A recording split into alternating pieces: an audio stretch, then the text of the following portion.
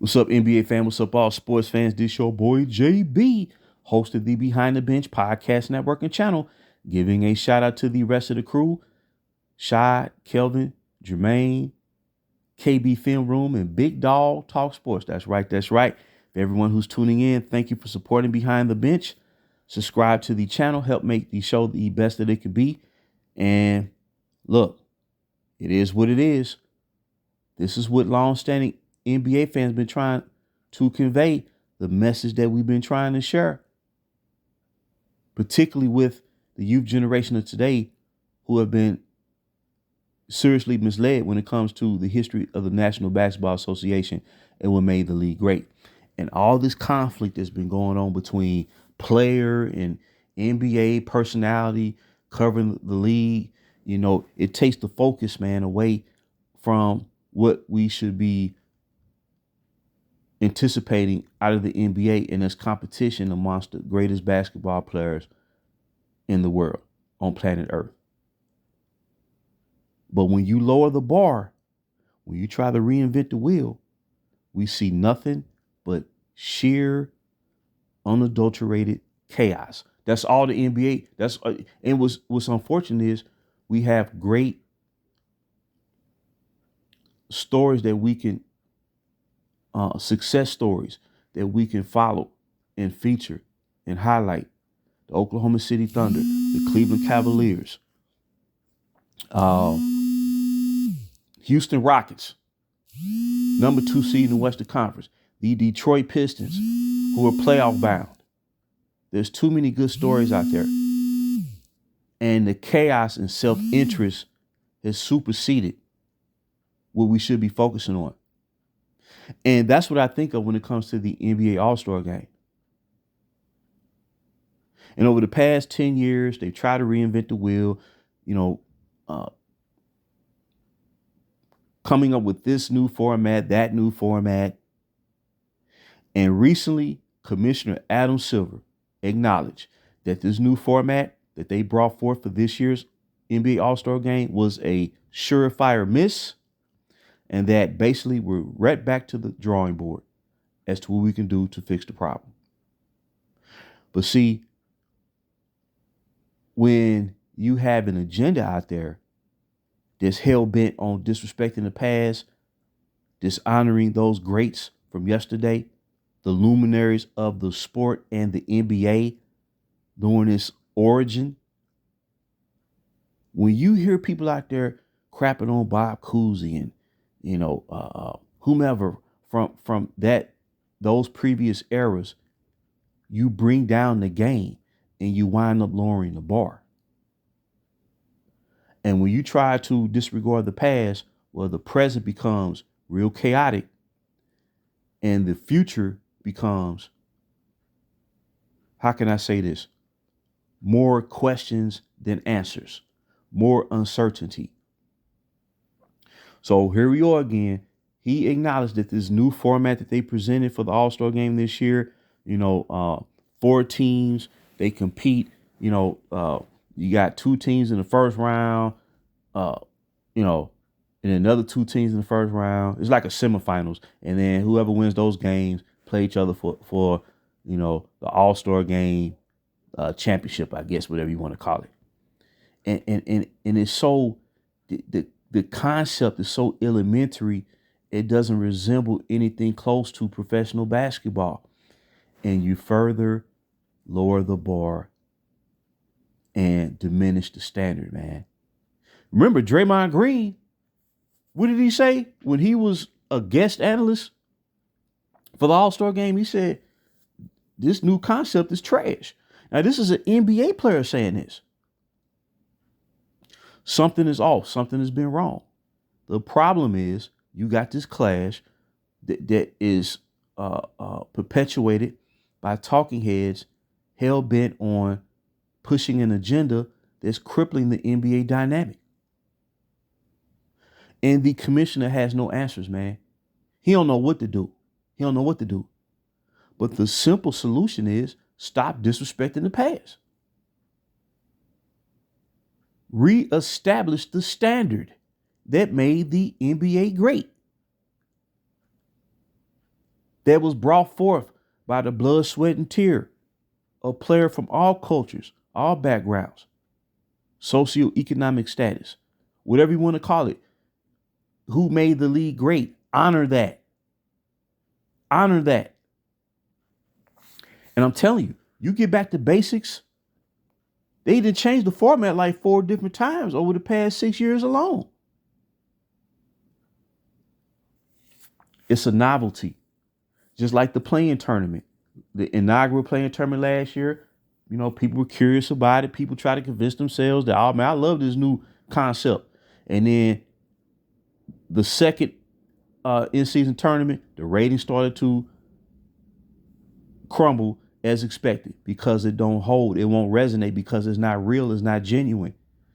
If you have to stoke interest to generate interest, if you have to stoke interest to boost support at the beginning of the season, well, you have to reevaluate some things.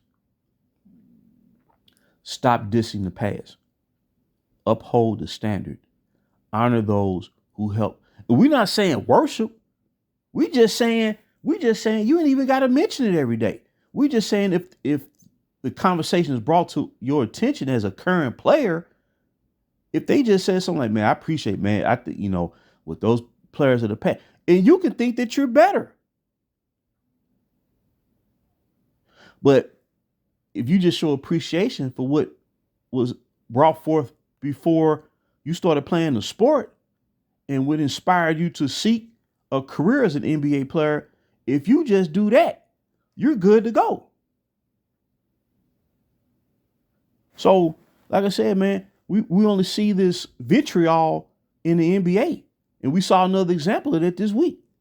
When you have a active player and a personality who covers the NBA clash, it takes away attention from what we could be talking about, these successive teams like Oklahoma City Thunder, the Houston Rockets, who have catapulted like a rocket to the second seed in the Western Conference.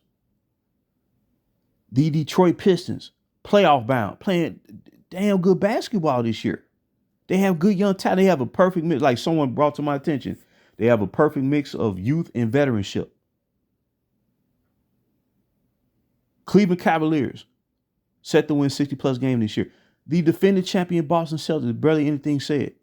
It's the same talking point. The same talking points is bringing down the NBA dynamic. And it's reflected in this All-Star game. They don't know what to do. But deep down, they do know what to do. But they created a situation that is taking a life of its own and is pretty much going to have to crash under its own weight. And a lot of people contributed to the demise of what we've been seeing. This GOAT talk every day, it's overwhelmed every aspect of the league, including the All-Star game. So it's a simple solution. Honor the past. When I mean honor the past, I mean just say, man, the NBA has this great tradition. Let's uphold it. That's what I mean. You don't even know. You don't have to know every player. I don't know every player that's ever participated in the NBA. But what I'm saying is, man, it's such a rich history. Why try to disregard it? That's insanity. You'll never see that in baseball. You will never see that in Major League Baseball ever. They're not going to do it. Don't even think about it. You're not going to see it in football. They're going to uphold the shield. You don't see, the 70s Steelers, the steel curtain being trashed, or the 49ers. The Green Bay Packers of the 60s. You're not going to see it. And I would imagine that you don't see it in hockey. When PK Subban came on there, man, and gave these talking heads of the NBA the business doing an All-Star game.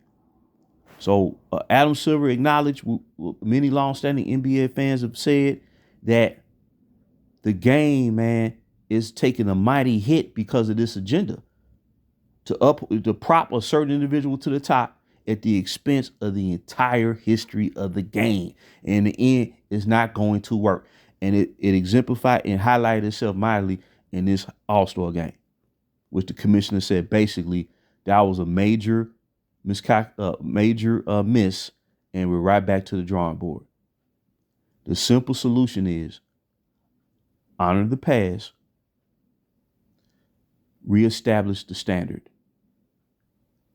in the All-Star game, and bring back not the original format, the real format, East versus West.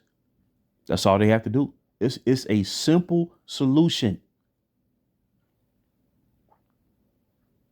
It's just a matter of, will the league finally acknowledge what they need to do and move forward?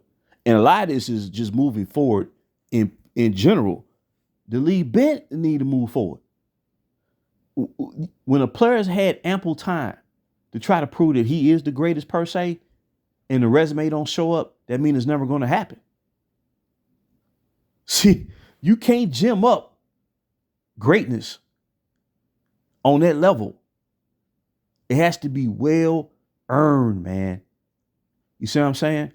But hey, I believe if they revert back and establish the standard once again, everything will begin to fall in place to where this league can finally move forward, and then people can enjoy watching the 24 best players in the world representing the greatest basketball league in the world. That should be the new. I ain't gonna say that should be the new, but that if they presented the All-Star game and such, the 24 greatest players in the world, which they used to always promote it as, representing the greatest basketball league in the world. And I think that would generate a sense of pride in everybody that's selected to participate in that event, in that exhibition. So leave comments and thoughts, please. Tell me what you think.